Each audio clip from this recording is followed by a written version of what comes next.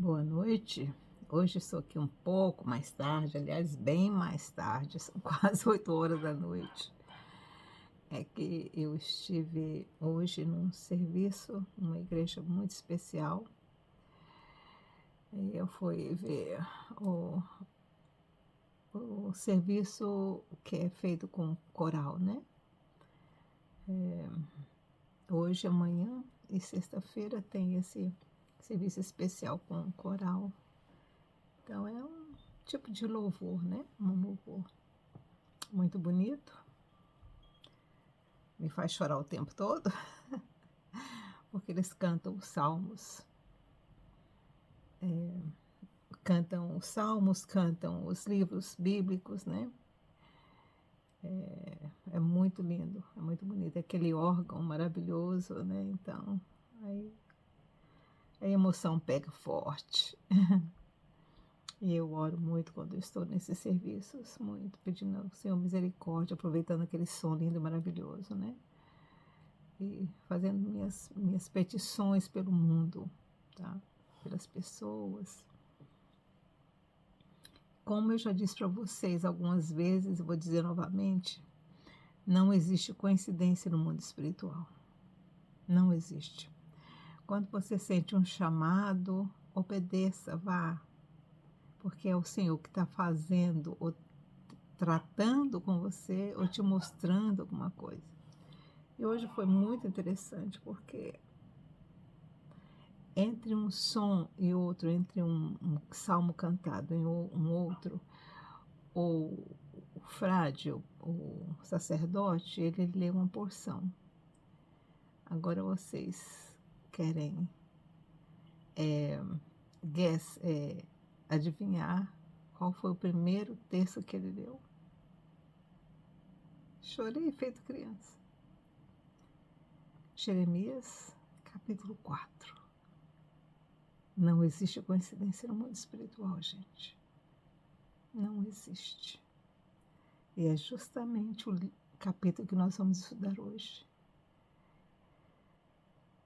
Quando ele disse Jeremias, eu já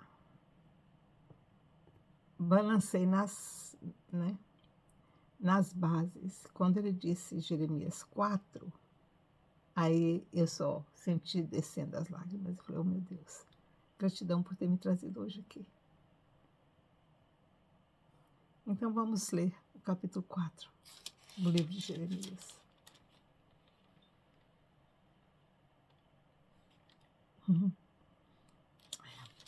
Interessante demais, gente. E ele leu do versículo 19 até o versículo 31. Quando eu chegar nesse ponto, com certeza eu vou chorar. Já estou avisando, tá, gente? Fica preparado. Não existe coincidência no mundo espiritual.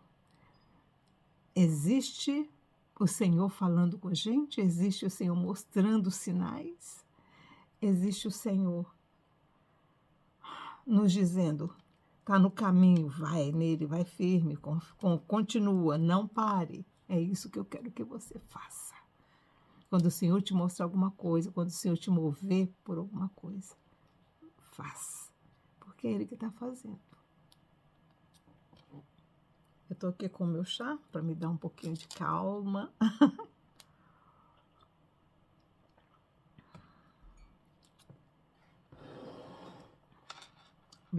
Capítulo 4, versículo 1. Se voltares, ó Israel, para mim voltarias. O Senhor sabe que ela não vai voltar. Se voltares, condicional, ó Israel, diz o Senhor, para mim voltarás. Se tirares as tuas abominações de diante de mim, não andarás mais vagueando. E se em verdade, em justiça e em retidão jurares, como vive o Senhor, então nele se bendirão as nações e nele se gloriarão.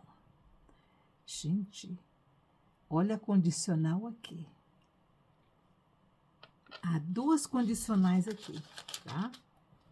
Se em verdade, em justiça e em retidão, verdade, justiça, retidão, andares, se andares, está aqui, ó, e se em verdade, em justiça e em retidão jurares, como vive o Senhor, então, a condicional, tem duas aqui, se andar em retidão, verdade e justiça. E aí você dizer, como vive o Senhor, como é que eles falam em hebraico?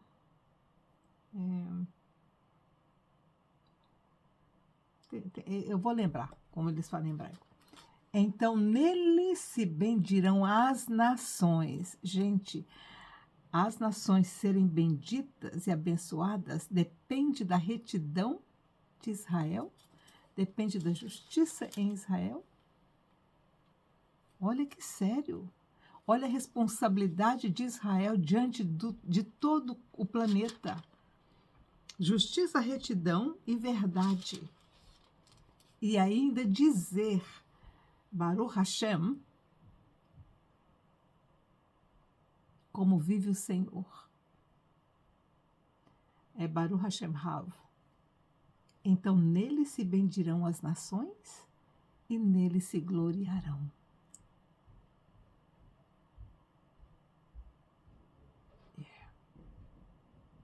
A responsabilidade de Israel é grande. Assim, versículo 3, assim diz o Senhor aos homens de Judá e de Jerusalém: lavrai para vós campo novo e não semeeis entre espinhos. Lavrai para vós campo novo e não semeeis entre espinhos. Quer dizer, não tenha preguiça de limpar a terra para plantar. Circuncidai-vos para o Senhor e tirai os prepúcios do vosso coração, ó homem de Judá e habitantes de Jerusalém, para que a minha indignação não venha a sair como fogo e arda de modo que não haja quem o apague por causa da malícia das vossas obras. Malícia das obras, gente, é tudo aquilo que você faz tentando enganar o outro. Tudo que você faz tentando enganar o próximo é obra de malícia. São maliciosos, são enganadores. Versículo 5. Anunciai em Judá e fazei ouvir em Jerusalém e dizei: tocai a trombeta na terra, gritai em alta voz, dizendo: ajuntai-vos e entremos nas cidades fortificadas. Arvorai a bandeira no caminho para Sião, fugi para a vossa segurança, não pareis. Eu trago do norte um mal e uma grande destruição. O profeta estava falando, gente, olha, o Senhor vai trazer uma destruição sobre Israel e essa destruição vai vir do norte. Gente, parece que do norte vem sempre as destruições para Jerusalém, sempre. A primeira, a segunda e possivelmente a terceira. Já um leão subiu da sua ramada, um destruidor das nações se pôs em marcha. Ela já partiu e saiu do seu lugar para fazer da tua terra uma desolação, a fim de que as tuas cidades sejam destruídas e ninguém nelas habite. Por isso cingi-vos de pano de saco, lamentai e uivai, pois o ardor da ira do Senhor não se desviou de vós. Profeta nos portais de Jerusalém, nos portões de Jerusalém, gritando para o povo: gente, quando vocês ouvirem o alarido da guerra, foge, porque a destruição vai vir e não tem como evitá-la. Naquele dia, diz o Senhor, o rei e os príncipes perderão a coragem, os sacerdotes pasmarão e os profetas se maravilharão. O profeta estava dizendo, gente, a destruição vai vir. Vocês vão continuar fazendo o que vocês estão fazendo? Vocês vão continuar no pecado? Então disse eu, aí o Senhor falou tudo isso aqui através do profeta, nos portais da cidade. Não sei que portão que ele estava, mas que estava no portão pregando, ou se não, no portão do templo. Então disse eu, o profeta falando, então disse eu, Jeremias, Senhor Deus, verdadeiramente trouxeste grande ilusão a este povo e a Jerusalém, dizendo, tereis paz, entretanto a espada penetra-lhe a alma. Quem que estava dizendo que ia ter paz? Outros profetas, possivelmente? Aí Jeremias não queria julgar os outros profetas, então ele disse, Senhor, por que você enganou o povo dizendo que vai ter paz quando eu estou vendo que está vindo guerra?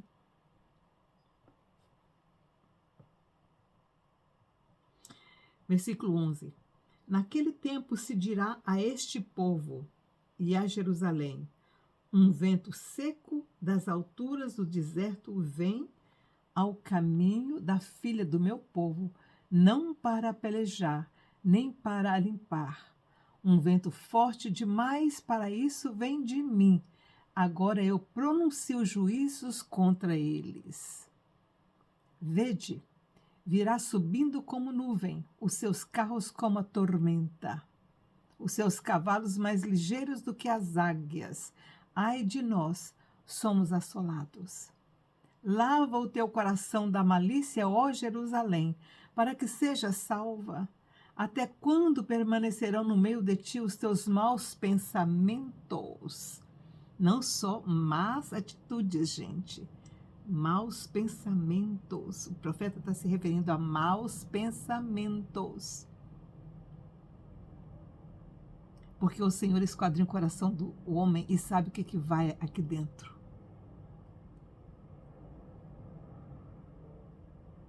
Os pensamentos. Sonda-me, ó Deus, pois vês meu coração. Pois é. Versículo 15. Uma voz anuncia desde Dan e faz ouvir a calamidade desde os montes de Efraim. Proclamai isto às nações. Efraim é do reino do norte, viu, gente? Proclamai isto às nações. Fazei ouvir contra Jerusalém. Sitiadores vêm de uma terra distante e levantam a voz contra a cidade de Judá. Como os guardas de um campo, eles a rodeiam, porque ela se rebelou contra mim, diz o Senhor. O teu caminho e as tuas obras te trouxeram estas coisas. O profeta falando novamente. Não foi o Senhor que trouxe isso, você buscou isso para você. Esta é a tua iniquidade que de tão grande amargosa te chega ao coração. A iniquidade era tão amarga que chegou ao coração de Jerusalém. E qual que era o coração de Jerusalém? Era o templo.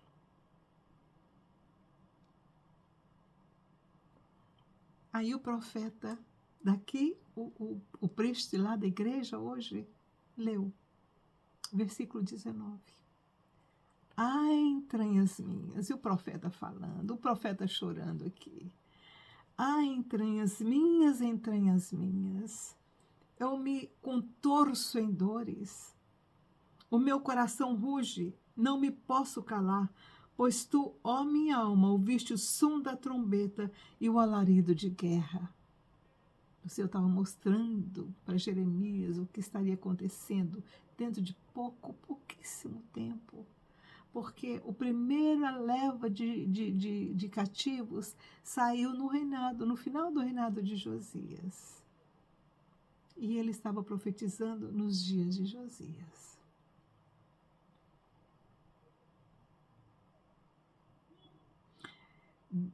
Desastre após desastre se apregoa. Já toda a terra está destruída. De repente foram destruídas as minhas tendas e as minhas cortinas num momento. Até quando verei a bandeira e ouvirei a voz da trombeta? Deveras o meu povo está louco, já não me conhece, são filhos nécios e não entendidos. Sábios são para fazerem o mal, mas não sabem fazer o bem. Observai a terra, e vi que estava assolada e vazia. Também os céus, e não tinham a sua luz. Observei os montes e vi que tremiam. Também todos os outeiros estremeciam. Observei e vi que homem algum havia e que todas as aves do céu tinham fugido. Vi também que a terra fértil era um deserto. Todas as suas cidades estavam derrubadas diante do Senhor, diante do furor da sua ira. Assim diz o Senhor: toda esta terra será assolada de todo, porém não a consumirei. Porque assim disse, assim o propus. E não me arrependi, nem voltarei atrás. Ao clamor dos cavaleiros e dos flecheiros fogem todas as cidades. Alguns entram pelas matas, alguns sobem pelos penhascos. Todas as cidades ficam desamparadas e já ninguém nela habita. O que fazes, ó assolada? Porque te veste de escarlate e te adorna com joias de ouro? Porque te pintas em volta dos teus olhos com um antimônio? Debalde te fazes bela. Os teus amantes te desprezam, procuram tirar-te a vida. Ouço uma voz como de mulher que está de parto, uma angústia como da que está com dores de primeiro filho. A voz da filha de Sião, ofegante que estende as mãos, dizendo: ai de mim, a minha alma desfalece por causa dos assassinos.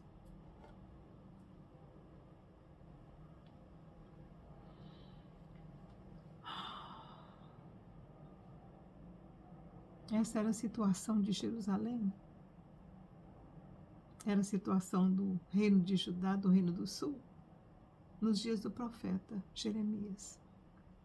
Um pouco antes de Nabucodonosor começar a destruição de Jerusalém e de Judá. Ele veio, saqueou o resto que Senaqueribe não tinha levado para a Síria, do Reino do Norte. Fez mais destruição do que já havia lá. E ele desceu para o Reino do Sul. E começou pelas cidades lá de cima. Porque quando eles começavam a conquista, eles não começavam pela capital. A capital era a última a cair. Eles já começavam pelas vilas, pelas cidades pequenas, porque o povo não tinha proteção. Jerusalém era mais protegida. Jerusalém tinha muralhas muito largas, era mais difícil de ser tomada. Mas tomando-se em volta, aí é o que o profeta falava, o coração do povo ficava com medo. E quando você está com medo, você não pensa. Você não tem atitude de reagir. Então era isso que eles faziam, era um jogo psicológico que eles faziam com o povo das capitais, ia destruindo em volta, causando medo e terror, porque sabiam que se ele tinha destruído a próxima cidade mais perto, ele ia chegar lá, e aí ficavam desesperados. E é o que o profeta está chorando aqui. Mas mesmo assim, ele não parou de falar, ele não parou de falar. Ele não desceu das escadarias do templo. Ele continuou lá pregando, falando, chamando ao arrependimento. Hoje, quando terminou o serviço, o trabalho lá na igreja, eu fui na senhora que fica na porta, lá na portaria. Eu dei um abraço nela e eu falei, esse templo deveria estar cheio. E ela disse, Quando você sai lá de dentro do templo, aquele mundo de gente na rua, nos bares, andando. Londres está cheinha. Dá até tristeza andar no meio. Tanta gente.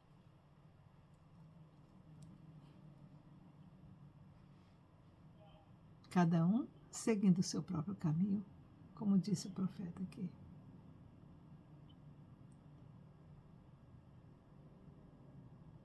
Ninguém está nem aí para nada. Até o dia em que a guerra chega, e aí todo mundo corre para a igreja. Quando a coisa aperta, todo mundo corre para a igreja. Quando eu estava lá ouvindo aquele coral, coisa mais linda, aquela igreja grande, vazia, nós éramos que umas 30 pessoas ouvindo. E na minha visão espiritual eu vi aquilo ali cheio dentro de um templo. Cheio. Mas por quê? Porque a situação vai apertar. E aí vão se lembrar que existe a igreja do lado. Mas aí, como disse o Senhor, não vos ouvirei, porque não é daqui, é medo.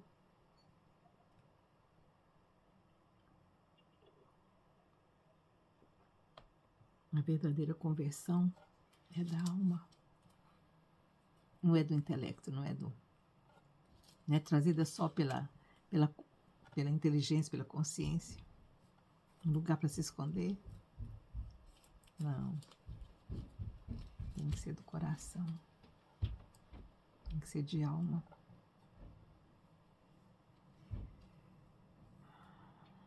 Então esse foi o capítulo 4 do profeta Jeremias, e que o bispo lá leu hoje no serviço, a primeira leitura. Depois a segunda leitura foi em João, o Evangelho de João. Amanhã estaremos estudando o capítulo 5. Jeremias vai ser sempre assim, viu, gente? Sempre assim. Porque ele viveu realmente um momento muito angustiante, muito difícil.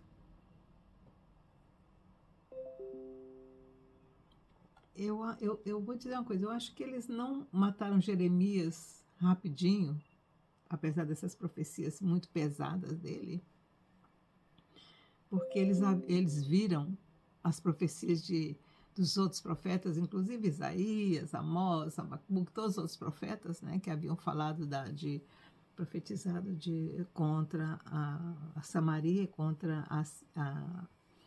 o reino do norte, né? E o cumprimento delas, aí eu acho que eles estavam um pouco mais temerosos de fazer uma maldade assim. Então ele teve um ministério longo, o ministério dele foi de mais de 50, assim, uns 50 anos, tá? Porque ele viu todas as vezes porque ele veio a primeira vez, deixou o povo pensou, não, agora ele foi, levou um rei, deixou o outro aqui, então ele vai acalmar, né? Ele vai deixar a gente em paz. Vamos fazer tudo direitinho, vamos ficar em paz. Mas aí surgiu um povinho lá que não estava querendo muito subjugar, né? E aí ele veio de novo. Aí depois ele veio de novo. E depois ele veio para destruir tudo. Então, foi assim, não foi tudo de uma vez. Foi de etapas. A destruição de Jerusalém e do Reino do Sul foi de etapas. Gente, amanhã, vocês estão vendo que eu estou meio zen hoje, depois de ter ido à igreja, eu fiquei assim. Mas amanhã estaremos estudando o capítulo 5, tá? Do profeta Jeremias. Fiquem com Deus, tenham uma boa noite no Brasil. Tchau, tchau.